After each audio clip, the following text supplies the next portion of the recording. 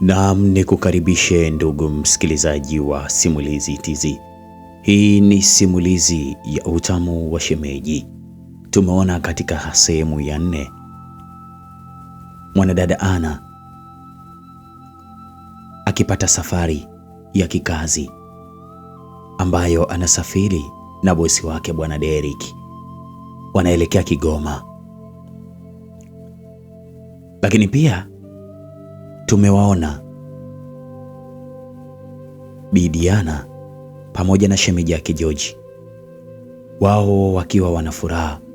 Wakati huo walikuwa wakirudi nyumbani baada ya kuwasindikiza Derrick na Ana.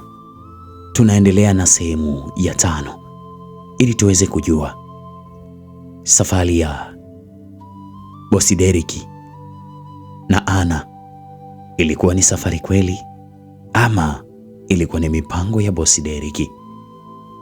Mimi langu jina niliyekuandalia na kukuandikia na kukuletea simulizi hii ni Mr. A Romantic kutoka hapa Simulizi Tz.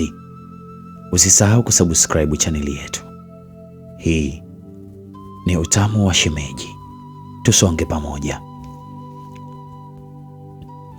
Basi safari ilianza ya kuelekea Kigoma, huku Diana na George wakichukua gari. George alimsindikiza moja kwa moja Diana mpaka ofisini kwake.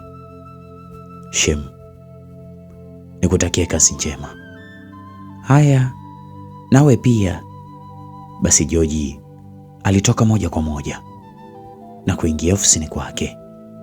Akiwa ofisini kwake alikuwa akiwaza sana juu ya mke wake. Kisha baada ya dakika chache alipokea ujumbe uliokuwa ukisomeka, "Hello Habi." Alifungua. Alikuwa ni mke wake ambaye ni Ana. "Yes my love." "Ndiyo tunapaa hapa." "Aise, sawa mke wangu, ingawa umeniacha katika majonzi mazito." Sio wewe tu mme wangu, tena mimi nahisi ndo zaidi, kwa maana naenda sehemu ambayo sijawahi kufika hata siku moja, na sina ninayemjua. Nitakuwa mpweke. Hapana kipenzi, upo mbali kimwili, lakini kihisia na ndani ya moyo wangu tupo pamoja kipenzi. Basi waliagana. Kisha George akiwa ameshika simu yake aliganda kwa muda, akionekana kama mtu mwenye kufikiria jambo. Ndipo akaiangalia namba iliyoandikwa Shemdi, kisha akampigia.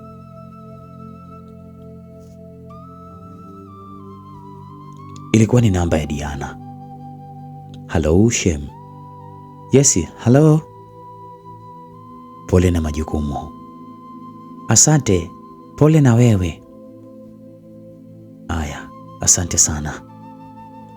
"Unajua Shem, dada yako ametoka na amesafiri, lakini pia nimetoka kuongea naye hapa. Ameniambia kuwa ndio ametoka airport. Basi nimejikuta mpweke." "Ndio, nimejikuta mpweke na mnyonge, tena mnyonge mno. Sijui hata inakuwaje." "Jamani Shem, pole, usijali, lakini maana mke mdogo nipo." "Oh, wow. Alafu wewe acha mambo yako, ila kama upo itakuwa vizuri, ila uwezi kuwa kama dada yako." "Shemeji, lakini ni kweli, ila kwa kampani hata ya kupiga stori tutakuwa pamoja leo." wala usijali Shem. Haya sawa. Shem, samahani. Mbona umeanza hivyo? Hapana, kuna jambo nimelifikiria. Nimelifikiria kidogo. Niambie Shem wake. Jambo gani hilo? Au basi nitakwambia. Oh jamani Shem, si useme tu, kwani kuna shida gani hapa? Embo nieleze jamani. Aya, niambie basi. Nilikuwa nafikiria kitu leo. Nilikuwa nawaza tutoke kidogo tukapate kula chakula cha usiku nje kidogo ya nyumbani. Wapi Shem mko? Naona ni vyema nikikupa wewe nafasi uchague sehemu nzuri. Jamani Shem. Yap, usijali, we chagua. Nimekupa nafasi. Hapana Shemji, mimi na ushauri leo, kwa sababu ndio umeniambia wewe. Chagua wewe, maana wewe si ndio uliyepanga. Alafu siku nyingine nitapanga mimi. Okay, basi tutaenda Millie Brown. Okay, sio mbaya. Ilikuwa ni moja ya mgahawa mashuhuri sana uliokuwa na kila kitu. Basi kazi ziliendelea, lakini hayakupita masaa mengi Ana alikuwa amefika Kigoma. Walishuka, kisha Ana akamwomba Boss Derek, "Bosi, sorry, naomba unichukue picha kidogo." Basi alipiga picha nyingi, kisha akazisevu na kumtumia mume wake George ili aweze kuona. Ongea mrembo wangu, Mungu akusimamie katika majukumu yako, George alisema. Ndipo ikaja gari ya private aina ya V8. Ilikuwa ni nyeusi. Kisha kijana yule alimsalimia, "Habari bosi." "Bila shaka ni bosi Derek." "Yap, ndio mimi." "Okay." Basi aliwafungulia mlango, kisha wote wakapanda siti ya nyuma. Ana muda mwingi alikuwa busy na simu yake.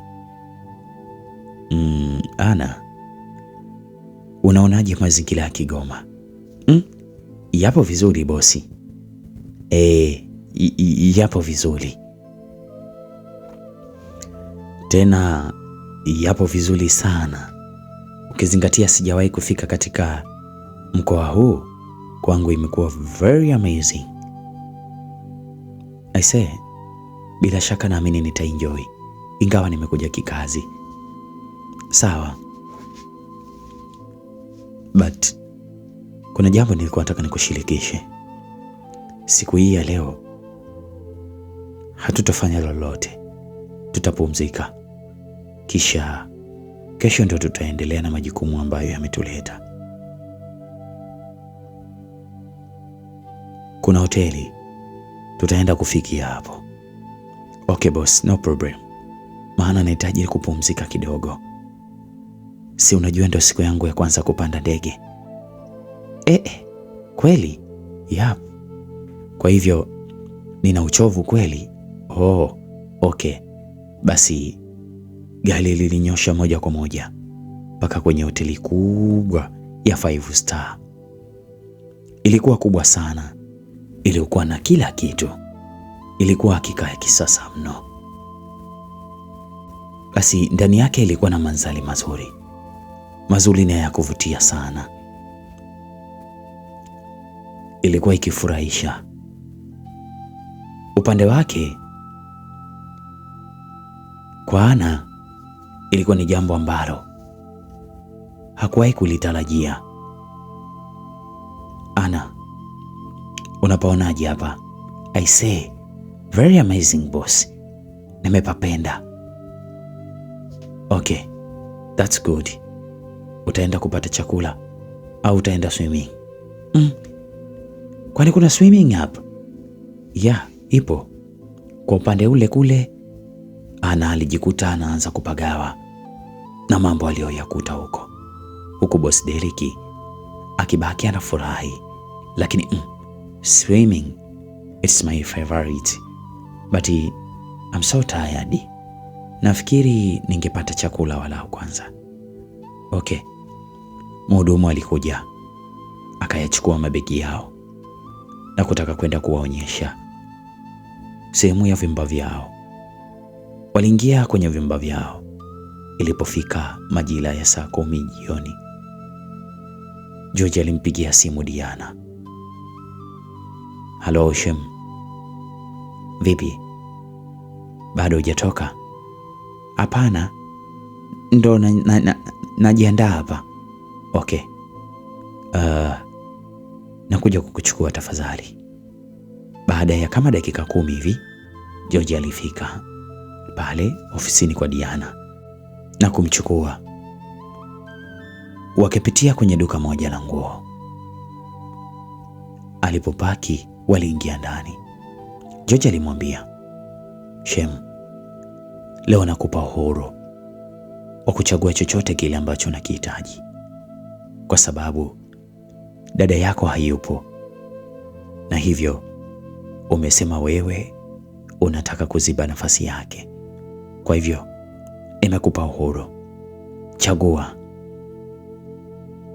unayoona inakufaa. Nini? Shemeji, embo acha kunitania bwana. Kweli? Unachokizungumza unamaanisha? Mimi nilitania tu muda ule ujue, lakini shemeji, mimi siwezi kushika nafasi ya dada.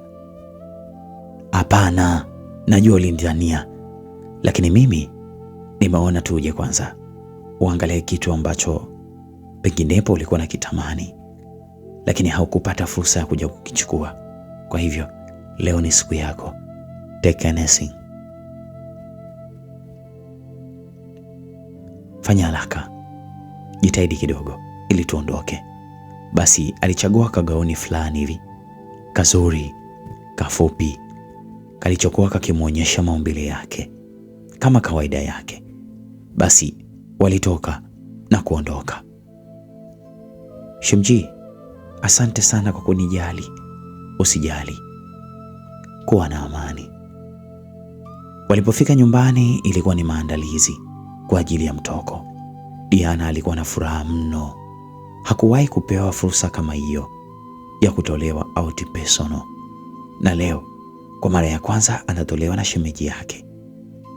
Isipokuwa mara nyingi alikuwa akitoka na dada yake. Yaani hakuwahi kupata fursa kama hiyo. Basi wakiwa katika maandalizi, simu ya George iliita. Alikuwa ni mkewe Ana. Hello baby. Yes baby. Vipi? Nzuri, na mazingira yako poa tu, sijui nyinyi huko. Aisee, sio mbaya. Aisee, huko napo kuko vizuri. Yaani sio mbaya kabisa. Ingawa nimekumisi, na hili hakika ni mmoja ya tatizo kubwa. Tatizo? Ndiyo, ni tatizo. Kwani uoni kwamba hili ni tatizo? Tatizo gani? Tatizo lilokuwepo hapa ni kukosa uwepo wako, unaonifanya nizidi kuwa mpweke na kunifanya nitamani yaende kwa haraka. Yaani sijui nisemaje, ila muda wote na kuwaza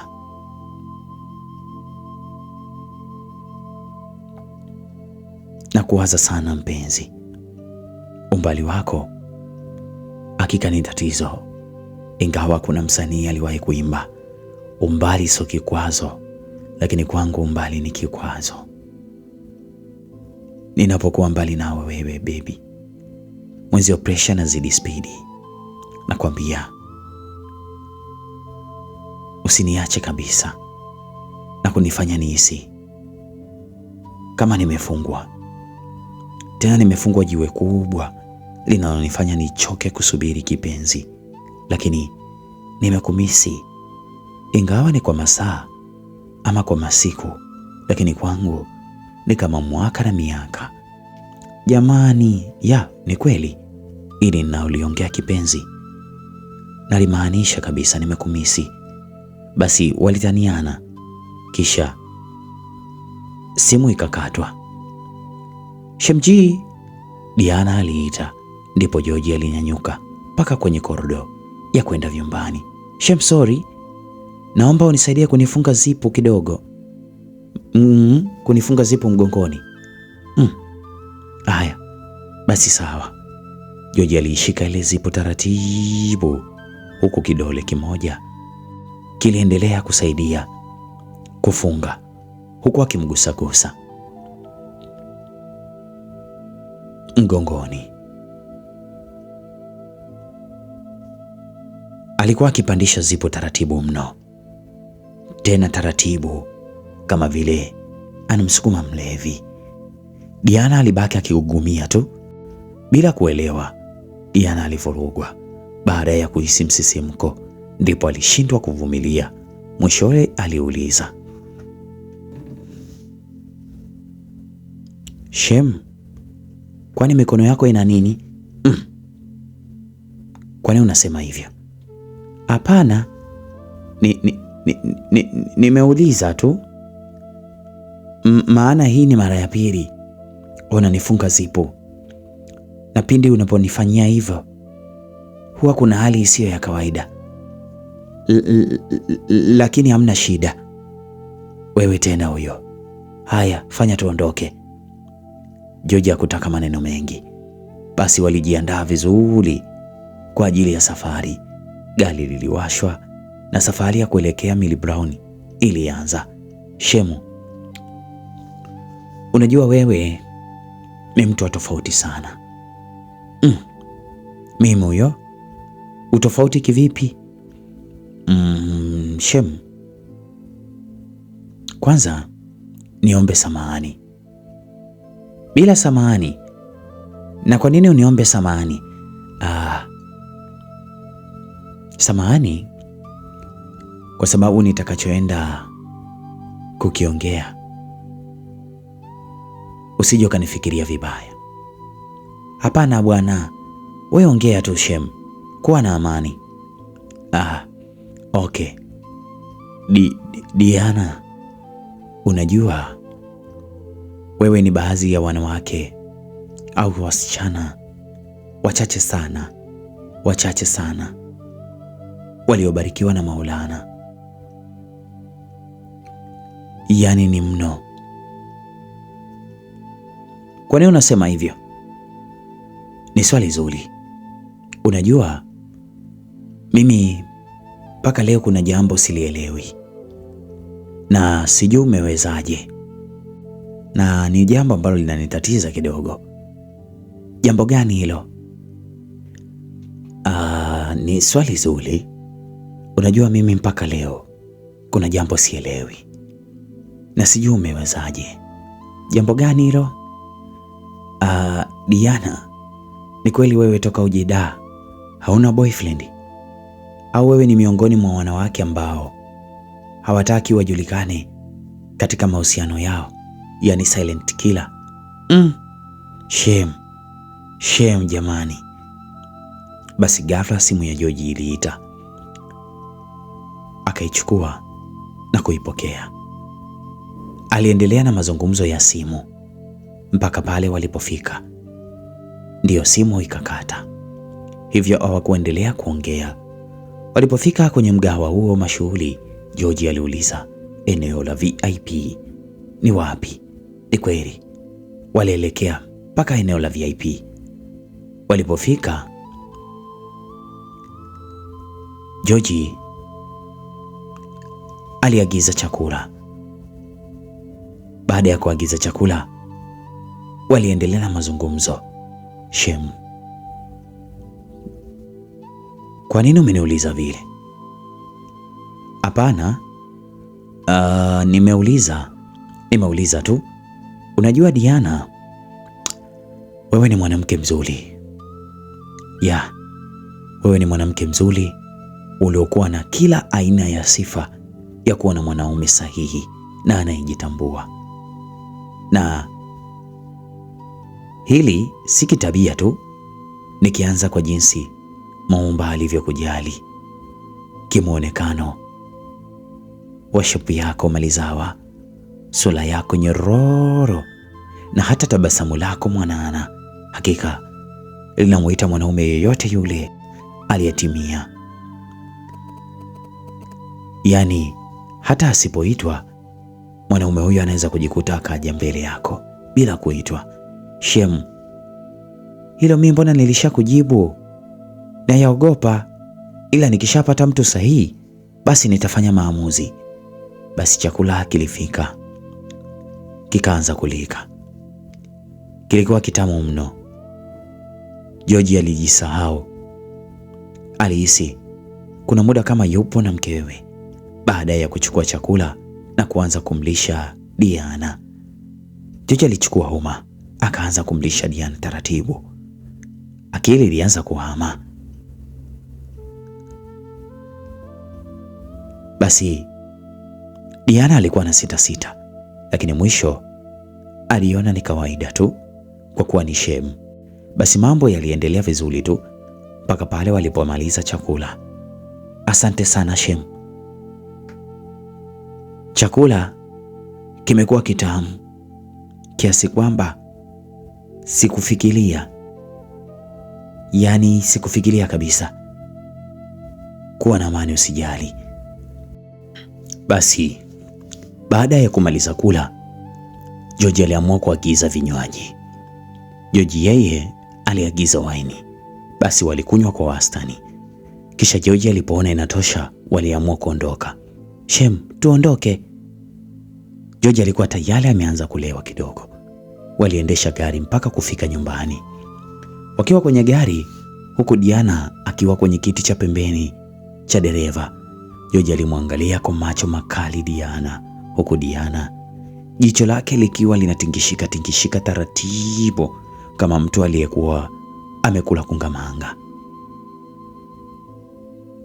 Upande wa pili kwa Ana, mambo yalikuwa bara.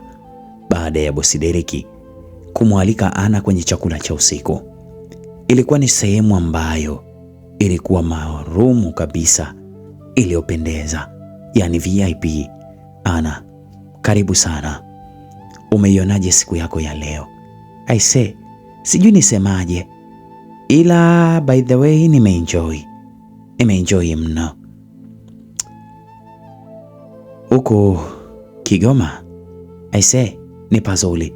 Nimefurahi sana. Hakika mkoa huu una sehemu nzuri na za kuvutia mno. Ujue sikuwahi kufikiria kabisa, ila kadri muda unavyozidi kwenda, uwezi amini, najikuta napapenda zaidi. Japokuwa napenda pia swimming, ingawa sijaoga. Oh jamani, pole. Kwa nini hujaoga? Naogopa kuoga peke yangu. Lakini kama utojari, naomba unipe fursa ya kuweza kukufundisha jinsi ya kuoga. Alikuwa ni Mr. Derek akimweleza Diana. Hapana kabisa. Jamani, kwa shida nini mamangu? Basi sawa, siku nyingine. Kikao kitaanza saa 4 asubuhi na tutaanza na ajenda ya maendeleo na namna ya kutafuta wateja. I hope umejiandaa vizuri, tena umejiandaa vyema. Kwa upande wangu hamna shida. Basi sawa. Walimaliza kula chakula. Kikao cha kesho ni muhimu mno. Bila shaka naamini mambo yataenda vizuri. Basi Dereki alimsindikiza Ana.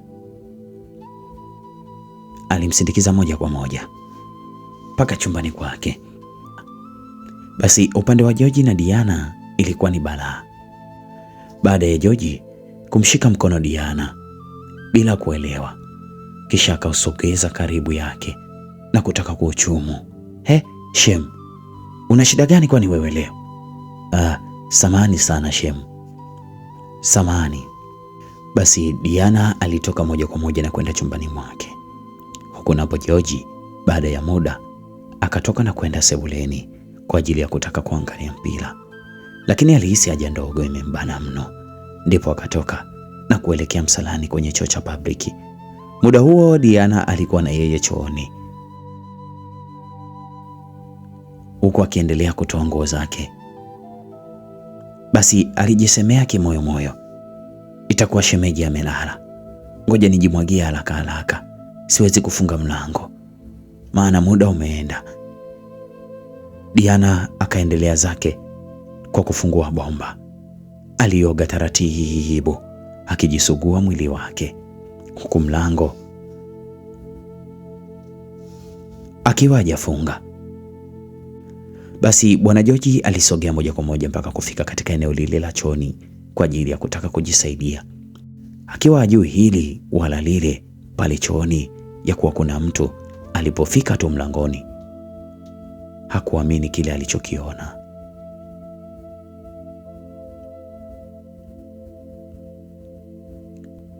Hii ni sehemu ya 5 ya simulizi yetu nzuri, tamu na azimu, simulizi inayokwenda kwa jina la Utamu wa Shemeji. Mimi langu jina ni Mr. A Romantic kutoka hapa Simulizi TZ. Asante na nikutakie siku njema.